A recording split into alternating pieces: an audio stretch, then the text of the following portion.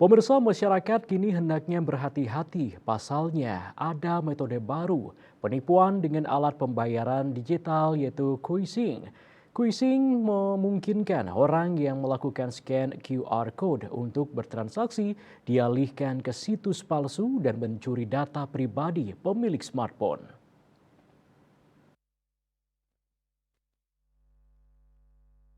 Kepala Kantor Perwakilan Bank Indonesia KPWBI Bali Erwin Suryadimaja mengatakan transaksi menggunakan kris sejatinya aman, namun masyarakat diminta tetap waspada bila ada yang memalsukan kris di tempat umum. Membayar menggunakan kris tidak ke QR yang mengarahkan ke link website ini yang harus diwaspadai.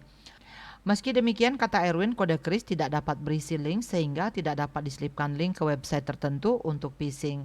Selain itu, scanner pada aplikasi pembayaran kris hanya dapat membaca kode kris sehingga memindai QR selain kris tidak akan terbaca. Maka dari itu, literasi digital perlu diperkuat di masyarakat. Direktur Operasional Bank BPD Bali, Ibe Setiayasa menjelaskan bahwa penipuan dengan metode Kuising itu merupakan peralihan scan yang mengarahkan pengguna smartphone yang semula akan bertransaksi dialihkan menuju link website.